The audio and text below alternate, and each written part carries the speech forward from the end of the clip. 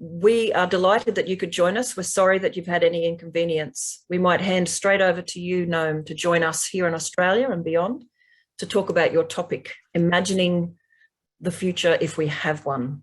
Welcome, Noam. Well, apologies for the addendum, if there is one, but unfortunately, it's necessary. There are very good reasons why the doomsday clock abandoned minutes, switched to seconds, 100 seconds to midnight, and by next January, it'll probably move closer. Well, there's no reason, no need to rehearse the reasons in any detail. You're all familiar with them. Environmental destruction, advancing inexorably towards irreversible tipping points, advanced weapon systems, provocative actions that enhance the grim and growing threat of nuclear war, possibility of pandemics, of the unforeseen lethality, and all of this in a setting of the collapse of the social order and collapse of an atmosphere of civilized and rational discourse. Not a good omen for the future, though we have to keep in mind that feasible solutions are known for all of the crises we face, and there are shafts of sunlight penetrating the clouds. Well, let me say a word about feasible solutions. There are questions of timescale. A strong case can be made that capitalist autocracy, apart from its cruel effects, is a suicide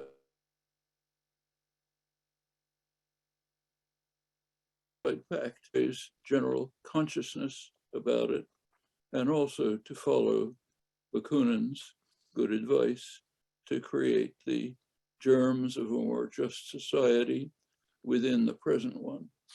But the relevant timescale for overcoming current existential crises is far shorter.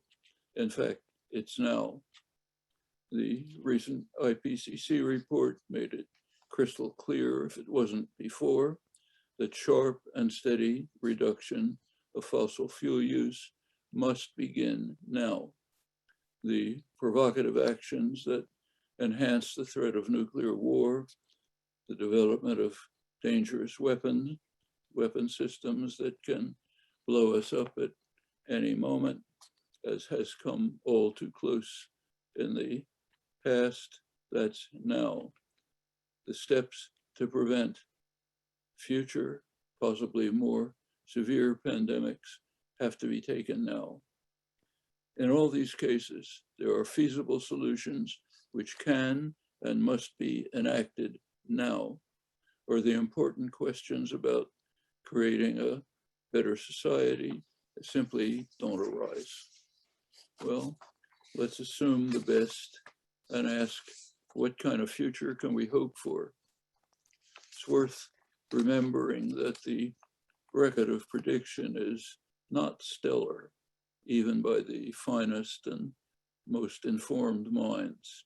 So a century ago, John Maynard Keynes confidently predicted that by today, the great problem we would face would be too much leisure. What he called the old Adam in us would be at a loss how to spend the day, since we'd be so immersed in material luxury.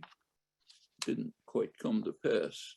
What we see is something more like John Kenneth Galbraith's world of private affluence and public squalor, and during the neoliberal years, vast affluence for very few and a precarious existence for most of the rest. That's in the more privileged sectors of the world. Look beyond, it's much different. As today, we got a report of 1 billion people in the world who don't have shoes and are subject to serious diseases constantly. Providing them with shoes would be a rounding error in national budgets, but we're not civilized enough to go that far. Well, we should certainly be able to do much better than that. We might even aspire to the goals of earlier days, when a large part of the population was thinking hard about designing a better future, with leading ideas that we would do well to grasp and to carry forward. One such period was mid-20th century. The Great Depression, the hideous war, unleashed a wave of radical democracy throughout the world, taking many forms. No time here to run through the reaction of those holding the whip. In brief, the radical democratic wave was beaten back by the war's victors, often with considerable violence, setting the stage for the contemporary age. That's not the usual picture of the post-war world, but it's a pretty accurate approximation. That's one torch that we can pick up. There was an earlier and similar period, one with much unfulfilled promise. That's the late 19th century, during the onset of the Industrial Revolution and the emergence of labor organization and agrarian populism, not what's called populism today. This was a radical popular movement of farmers in the United States, in a mostly agricultural country, sweeping through Texas, Midwest, and beyond. Their goal was to create a cooperative commonwealth based on mutual aid, in which farmers would create their own self-managed institutions and would free themselves of the oppressive rule of Northeastern bankers and market managers. They began to link up with the rising labor movement, the Knights of Labor, which had a similar vision. The slogan of the Knights was that those who work in the mills should own them. There was a lively worker press, labor press, run by workers in the newly emerging industries, among them the so-called factory girls, young women from the farms, driven to the mills. Very eloquent, significant press with quite interesting ideas.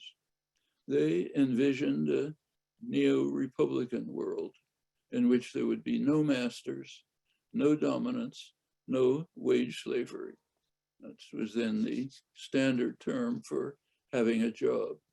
That is, spending most of one's waking life in near total subordination to someone else's will. It was regarded as the ultimate assault on human dignity, according to ideas that reigned from classical Greece and Rome on through the early Industrial Revolution, beaten down by intense indoctrination, but I think they're simmering not far below the surface. Abraham Lincoln expressed the common view by describing wage slavery as tolerable only as a temporary path to freedom. For him, that meant individual freedom, but for industrial workers and farmers, it meant the cooperative commonwealth based on worker-owned, self-managed enterprises, industrial and agricultural. These initiatives achieved many successes, but they were beaten down by substantial violence, state and private, culminated in Woodrow Wilson's Red Scare that crushed the labor movement. It rose again in the 1930s.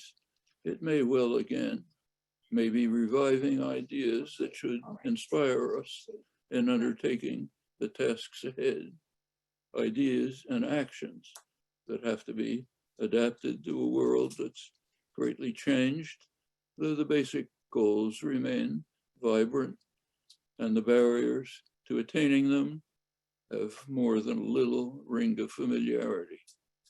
That, I think, is the kind of future we should not only imagine, but work to create, as fortunately is already being done and that we can join to carry forward. I think that's the task for the future, if there is one. And I'm afraid I have to leave you because I have another talk starting in 2 minutes. Thank you so much, Noam. And again, our apologies for whatever technical mysteries occurred.